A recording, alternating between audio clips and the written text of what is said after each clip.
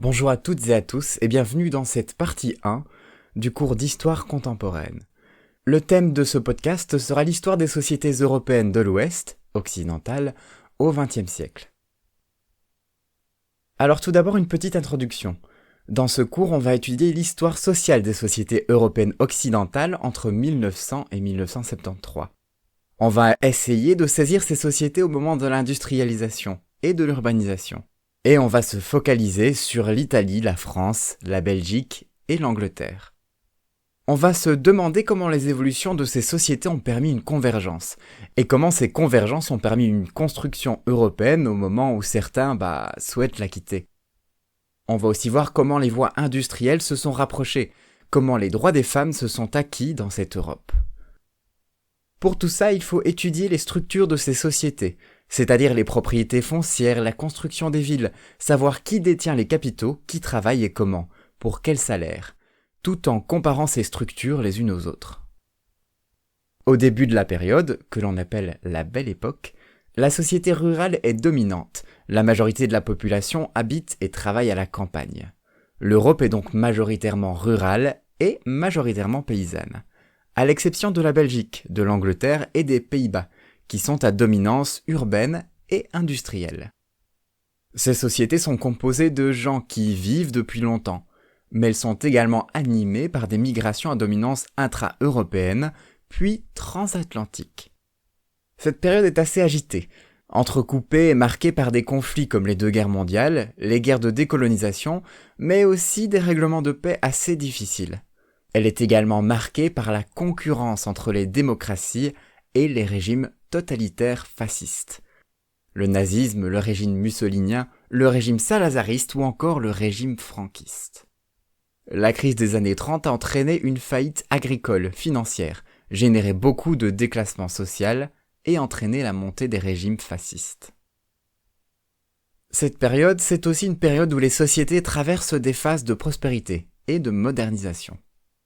Et c'est encore une période où les sociétés se démarquent d'états sociaux très développés en se nourrissant des expériences d'autrefois, comme pour l'Allemagne avec son système qui s'inspire des corporations. En plus de ça, on a aussi la circulation d'informations, comme le montre la propagation du modèle de protection sociale beveridgienne. Donc c'est un signe que l'Europe fonctionne et existe avec la circulation de l'information. Les sociétés connaissent aussi de grands bouleversements. Premier exemple, le développement de nouveaux phénomènes urbains, l'apparition des banlieues, le développement industriel, la tertiarisation des économies européennes. Et deuxième exemple, l'éducation, la scolarisation de masse qui permet par la suite le développement de nouveaux outils de travail. Alors nous, on va avoir une démarche comparative. On va voir si pour un sujet donné, les sociétés fonctionnent de la même façon. Mais on va aussi mettre en lumière les caractéristiques qui différencient l'Europe occidentale du Japon, des États-Unis ou encore de l'URSS. Tout d'abord, par rapport aux densités démographiques de ces territoires, pour le début du XXe siècle. L'Europe est vraiment densément peuplée. On a aussi l'orientation de leur économie qui est tournée vers l'industrie, avec une main-d'œuvre employée dans l'industrie. En effet, la moitié de la main-d'œuvre active travaille dans l'industrie. Ensuite, cette économie, elle est aussi orientée vers l'exportation, dès le 19e. Une économie tournée vers l'extérieur. Des échanges commerciaux ou le besoin de colonies pour les matières premières. On constate que le travail féminin est très élevé dans l'agriculture. Vient ensuite l'artisanal, puis les services et l'industrie. On peut aussi voir que l'ensemble de la main-d'œuvre est globalement bien qualifiée. Et c'est aussi une main-d'œuvre qui est moins mobile qu'ailleurs. Après ça, d'un point de vue social, on verra des pays urbanisés avec des villes industrielles. On constate aussi que démographiquement, les familles nucléaires sont beaucoup plus développées et il y a une forte proportion de célibataires. Et enfin, on observe un développement des partis politiques et des syndicats. Après ça, à la suite de la Première Guerre mondiale, qui a été un traumatisme, la reconstruction a mobilisé toute énergie et a bouleversé les sociétés européennes. Entre les 2 guerres, il y a eu un antagonisme vif, mais il y a eu également la mise en place d'organisations internationales pour relever l'Europe par la coopération. Mais toute l'Europe n'a pas connu d'embellie, par exemple l'Angleterre.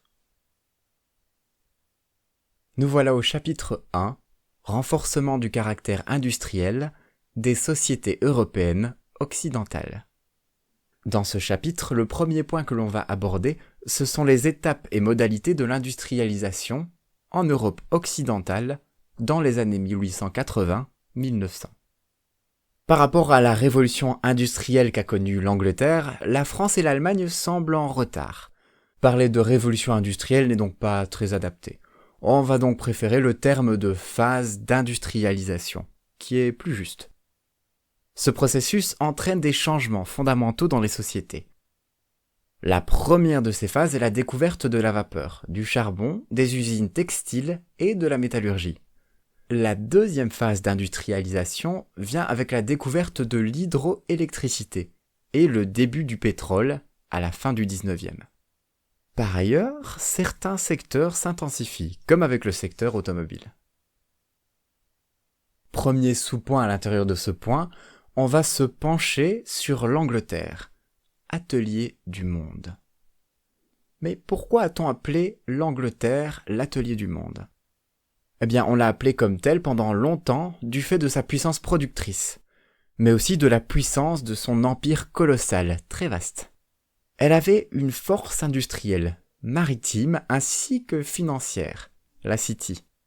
Cependant, elle a commencé à décliner au début de la période. Dans les années 1880-1890, l'Angleterre se fait dépasser par les États-Unis et l'Allemagne. La main-d'œuvre devient de moins en moins qualifiée.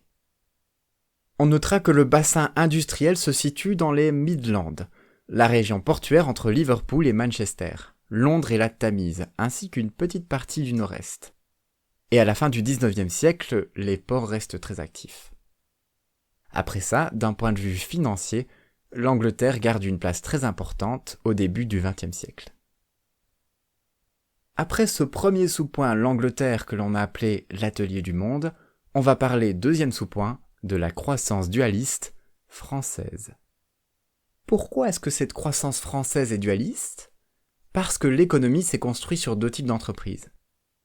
Alors d'un côté, on a les toutes petites entreprises, 60% des établissements industriels, souvent dans le domaine de la confection, de l'alimentaire, du cuir et des peaux, du bois et du textile. Et d'un autre côté, on a les grandes entreprises. Alors elles sont peu nombreuses en termes de nombre, mais représentent 40% des ouvriers. Elles se situent surtout dans le domaine de la métallurgie, des mines, etc. Ce tissu industriel, il est donc fort varié. Cette phase d'industrialisation dualiste française, elle a commencé dans les années 1830, et elle s'accentue dans les années 1890. Elle va aussi de pair avec les innovations scientifiques. Cette industrialisation, elle s'est faite grâce au protectionnisme, c'est-à-dire que la France a préféré développer son industrie au dépit de l'importation. On notera aussi qu'à la fin du 19e siècle, le prix des biens a commencé à diminuer. Alors on peut s'en douter, ça a un avantage pour les consommateurs puisqu'ils peuvent se permettre de plus consommer. Si on se penche un peu plus sur ce 19e siècle, on verra que dans les années 1880, une grosse crise économique éclate. Et elle aura pour conséquence beaucoup de chômage et de faillites. C'est à partir de ce moment-là que les élites commencent à réfléchir sur la question sociale. C'est une politique en faveur des ouvriers, une politique pour le travail, le logement, etc. Si on regarde maintenant les années 1900, Paris est la capitale de l'industrie. Lors de l'exposition universelle, elle met en valeur son industrie, le quartier de Javel, mais aussi son développement, ou encore le métro. En France, les premières régions industrielles sont le nord de la France avec le charbon, Paris et sa banlieue, le couloir rhodanien, Lyon, Grenoble, etc., Marseille avec son port et les colonies. Si on continue nos observations, on remarque aussi un décalage entre la richesse française et l'investissement industriel qui ne représente que 10% du capital. Les Français préfèrent placer leur argent dans l'immobilier. On peut d'ailleurs remarquer que ça coïncide avec l'urbanisation et le développement des obligations ferroviaires. Les Français, ils préfèrent également placer leur argent dans la rente foncière, l'achat de terres, pour les paysans, ou bien les rentiers, afin de louer et toucher un revenu. Donc, il y a une nécessité de pratiquer un autofinancement. Une autre caractéristique de la France, c'est qu'elle doit importer son charbon, car elle en manque. Elle doit donc aussi chercher d'autres sources d'énergie, comme l'hydroénergie. Une autre observation que l'on peut faire, c'est que l'automobile est l'un des secteurs phares de cette industrialisation. La France est, à l'époque, le premier fabricant mondial de voitures. De base, les producteurs de voitures sont des inventeurs, ils ne partent de rien. Par exemple, le saviez-vous, Peugeot était à la base un constructeur de moulins à poivre. C'est dans ce milieu automobile où l'on retrouve des ascensions fulgurantes. Par exemple, à la fin du 19e, 6 ouvriers produisaient 6 voitures en un an, contre 4000 ouvriers pour 4500 voitures par an en 1913. Alors si on prend un peu de recul, cette réussite est quand même contrastée entre le virage de la modernité et le manque de capitaux, de politique industrielle, etc. On enregistre un déclin du Midi et du centre de la France avec certaines villes en perdition. Par contre, l'Est, le Nord et la région parisienne sont revitalisés par cette industrialisation. Ensuite, après s'être penché dans ce deuxième sous-point sur la France et son industrialisation dualiste, on va se pencher sur sous-point 3, le démarrage fulgurant de l'Allemagne. Alors l'Allemagne, elle est créée en 1870, dans la fin du 19e. Elle connaît un démarrage fort de cette unification récente. On voit apparaître un basculement démographique, économique, de l'agriculture vers l'industrie. Les conditions de travail des ouvriers agricoles étant déplorables. L'Empire allemand, il est dirigé par le chancelier Otto von Bismarck, qui a mené une politique industrielle très soutenue et s'appuyant sur un système protectionniste. Par ailleurs, l'Allemagne a un atout démographique. En effet, sa population est jeune avec beaucoup d'enfants, ce qui est propice à l'industrie. La région du Ruhr est la première région industrielle. La production manufacturière dépasse celle de l'Angleterre et exporte dans le monde entier. Elle est beaucoup plus conséquente par ailleurs que celle de la France et celle de l'Angleterre. On note aussi que les entrepreneurs allemands font appel à des politiques de crédit à échelon régional, local. L'Allemagne fait aussi appel à des professionnels anglais qui savent faire fonctionner les machines. Le développement des universités d'instituts technologiques permet la création de nouvelles inventions. Les inventions circulent entre entreprises et universités. L'Allemagne est d'ailleurs championne des brevets dans le monde. Il y a aussi le développement des Concerns, c'est-à-dire le nom donné aux entreprises associées en cartel afin de contrôler l'ensemble de la chaîne de production. C'est tout pour ce sous-point sur l'Allemagne. On va maintenant passer au sous-point 4, la Belgique, petit pays, mais une grande puissance industrielle. Alors la Belgique, elle a pu se développer grâce au blocus napoléonien. En effet, elle a dû développer son autonomie pour survivre. En plus, le pays dispose de ressources en charbon et des avantages grâce à son positionnement littoral. Elle a aussi bénéficié d'une révolution dans les transports, 1830-1900. L'État belge, il mène une politique industrielle et il intervient dans une économie de marché, chemin de fer. La Belgique va aussi bénéficier de son empire colonial pour accéder à de nombreuses ressources. On passe maintenant au dernier sous-point, le numéro 5, le développement contrasté de l'Italie. L'Italie, comme l'Allemagne, elle a pendant longtemps été une mosaïque politique, remplie de duchés, principats, royaumes, etc. L'unification italienne de 1859-1870 s'est fait assez tardivement, ce qui fut un frein pour son développement industriel. On voit aussi qu'il y a une grosse différence entre l'Italie du Nord, région milanaise, région du Piémont, la plaine du Pô, et la partie médiane de l'Italie, Sicile, etc., où l'agriculture domine. C'est une agriculture extensive, comme dans l'est de l'Allemagne, avec de très grands propriétaires terriens, qui sont exploités sous la forme latifundiaire. La main-d'œuvre salariée dans l'agriculture est un frein au progrès. Les salariés sont mal payés et ont beaucoup d'enfants. Le système agricole italien ralentit la croissance du pays. On peut voir que Milan est le plus grand centre industriel italien. Mais Turin est aussi une grande ville spécialisée dans la métallurgie et la mécanique. Et c'est la fin de ce premier point sur les étapes et modalités de l'industrialisation en Europe occidentale dans les années 1880-1900.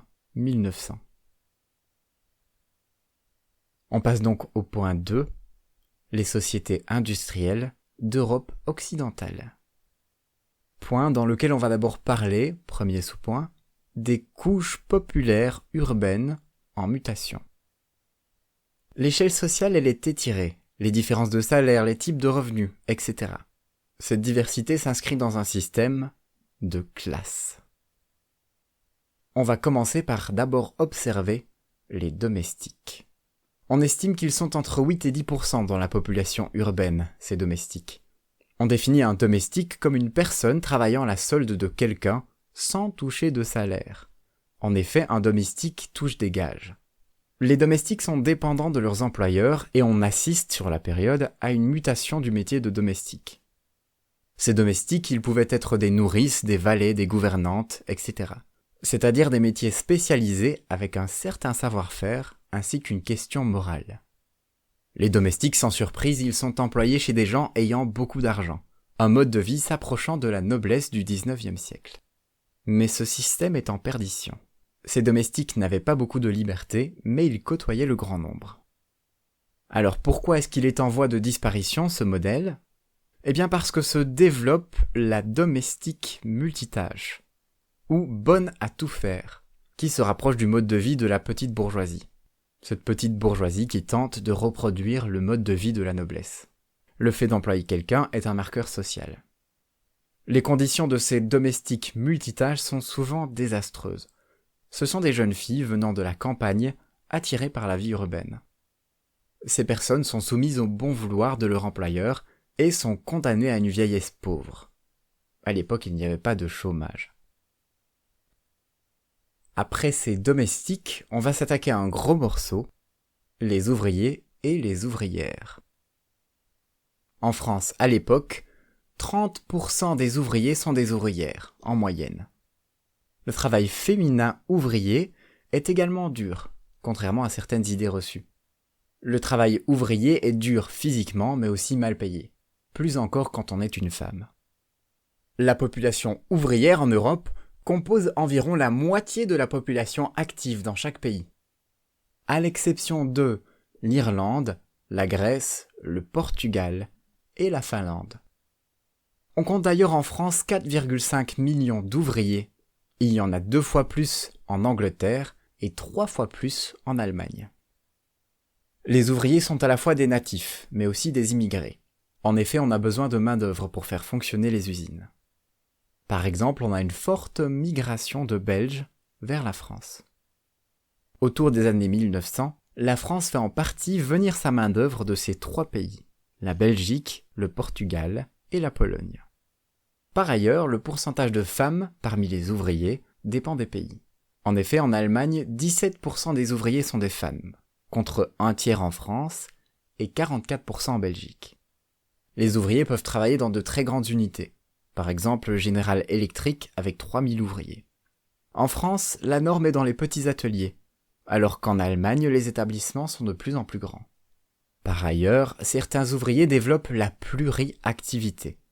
Par exemple, les paysans mineurs vont extraire le charbon sur une partie de l'année quand ils ne peuvent pas cultiver. L'avantage est le revenu assuré en cas de pépin. On retrouve majoritairement ça en Italie et en France. À cette époque, le turnover est assez courant, c'est-à-dire qu'il est extrêmement facile de partir. En 1908, 40% des ouvriers avaient moins d'1 an d'ancienneté. On voit donc que la mobilité est vraiment forte. Les conditions de travail des ouvriers sont calamiteuses. En effet, la révolution industrielle s'est faite sur des bas salaires, ce qui a permis le développement de la question sociale, sur les conditions dures, le travail infantile, les bas salaires, etc. Sous l'impulsion des réformateurs sociaux, de l'État, il y a de réelles améliorations. Les enfants ne travaillent plus, ou plus tard, etc. Par exemple, le rapport Villermé origine de la loi qui interdit le travail des enfants de moins de 8 ans. Mais il y a aussi d'autres améliorations, une hausse des salaires et une baisse des prix industriels. Parallèlement à tout ça, on observe une augmentation de la scolarisation. Et même si les conditions s'améliorent, ce qui caractérise la classe ouvrière, c'est la précarité. C'est-à-dire la crainte de ne pas travailler le lendemain, le chômage, la maladie. En effet, un jour sans travailler est égal à un jour sans revenu. Mais il ne faut pas faire de misérabilisme. L'image véhiculée dans les films ou les livres comme Zola, qui dépeint la société des mines avec 20 ans de retard. La vie est certes précaire, mais il y a une amélioration. À cette époque, le temps de travail était très long, environ 12 heures de travail quotidien, 6 jours par semaine. Mais attention, ça reste une moyenne. On note aussi que le temps de travail est différent entre l'atelier et l'usine. À l'usine, le temps de travail est très réglementé. Le temps de travail est beaucoup plus densifié, mais il est moins long dans la journée. Les premières ébauches en termes de législation du travail sont pour le travail des enfants. On note ça avec l'interdiction de faire travailler un enfant de moins de 8 ans, ou encore l'interdiction du travail de nuit pour les jeunes mineurs, 12 à 21 ans, et pour les femmes. Ces évolutions sont plus tardives en Italie. Ce qui fait la particularité du travail ouvrier, c'est le risque industriel en termes de santé. Par exemple, les accidents de mine dans le Pays de Galles, ou la catastrophe de Courrières de 1906, avec 1099 morts. Il y a aussi un risque sanitaire avec les maladies professionnelles, comme le saturnisme, lorsque le plomb attaque le système nerveux, la tuberculose, etc. Au niveau de la protection sociale, les ouvriers sont très peu protégés. En Angleterre, les ouvriers les plus qualifiés contribuaient de leur propre volonté dans des sociétés de secours populaires, les Friendly Societies. C'est une caisse auquel les ouvriers les mieux rémunérés épargnent de l'argent afin de créer une caisse maladie, permettant d'enterrer dignement les morts, etc. Elles sont mises en place à la fin de la seconde industrialisation et marchent de pair avec les syndicats. Ces sociétés marchent beaucoup en Angleterre, en Belgique, en Allemagne, dans les pays scandinaves, etc. Pour entrer dans un corps de métier, il faut se syndiquer. En France et en Italie, par contre, c'est un système différent. Dans l'Europe du Sud, les syndicats sont des organismes politiques, tentant de défense professionnelle. Ils sont détachés des services comme les caisses de mutuelles, retraites, etc. En France, les syndicats ont le droit d'exister depuis 1884, avec la loi Waldeck-Rousseau, qui autorise toute profession à s'organiser collectivement dans le cadre d'un syndicat. Les syndicats sont des outils intéressants. Après l'autorisation légale, se met en place les bourses de travail. Se créent par la suite des syndicats par métier. En effet, les confédérations se créent qui débouchent à la création de la CGT, Confédération Générale du Travail, en 1895. Si on compare maintenant à l'Angleterre, les syndicats sont autorisés en Angleterre en 1834, et des millions d'ouvriers sont syndiqués et protégés. En France, par contre, on n'atteint pas 1 million de syndiqués au début des années 1900. Cette différence s'explique par la mise en place d'autres dispositifs, comme la charité, la protection par l'État ou par l'aide des patrons. Au début des années 1900, la protection sociale est assez limitée, même si en Allemagne, on a déjà mis en place les bases d'un système avec Bismarck.